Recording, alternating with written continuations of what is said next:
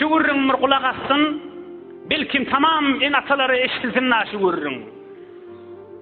Ey en ata, aya oğul gıydına, Rabbim Allah deyip tanıttın mı?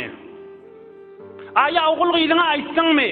Can oğul, can gıyyd, sen surat berenin, seni yaradan Kadir Allah'dır deyip.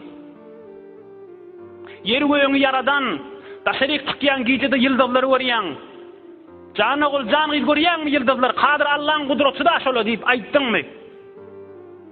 Günnüzlükte taşerik çıkanda kudreti gör, bir cevede ayttın mı, düşündürdün mü oğul gıydına?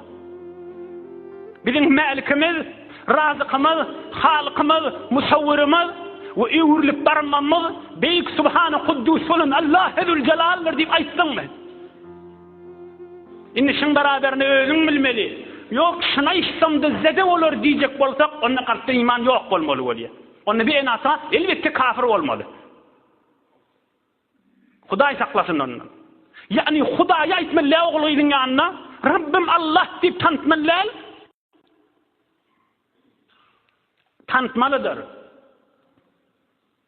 Bir cavan oğlundan biri öz yanımda geltname diye.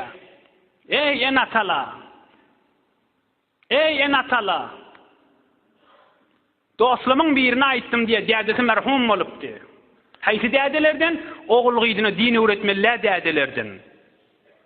Dədesi merhum olupdu. Ohan men ayttım diye yür gideyli kabristana alham kul huvallahu okuyor. Ruhun şad eder, sen de dədem ruhun şad edersin diyemde. Mana näme diýdi? Dədem öldü gitti tamam boldy diýdi. Mana näme diýdi? Gitti tamam boldy. Doga edip kabristana howsalamda yok diýdi. Haram keske farzand raqam nahor, diger keske meşhurdu bednam kerdi. Her kim oğul gıyrini, Hudaýyň beren amanatydyr diýipdi, oň din gaýgysyny iýmese, ol hem danışgahisi, hem otağisi, hem sayesi, bahadırdäksi, oň oğul gıyrynyň gamyny gowja ýerdikdir. Haram keske farzand raqam nahor, diger keske meşhurdu bednam kerdi. Hazreti Sa'diň kesi. Sen ata oğul gıyryň din gamyny iýmesen, başga on dünya gamyny iýip de onu betnam eder ha. Onu biýawry eder ha. Onu bir hakykat Hudaýyň düşman etip goýamasyn diýipdir.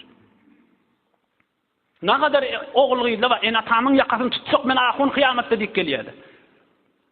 Bir ağıldan balığı olayansa, Hudaýyny tanıt, peygamberini tanıt, dinini tanıt, balığı olandan sam elinden gelmese hiç sana günahı yok. Doğa ettiğizdir, Hudaýa tawfiq hidayet ver, elimden gelenim ettim diýdi.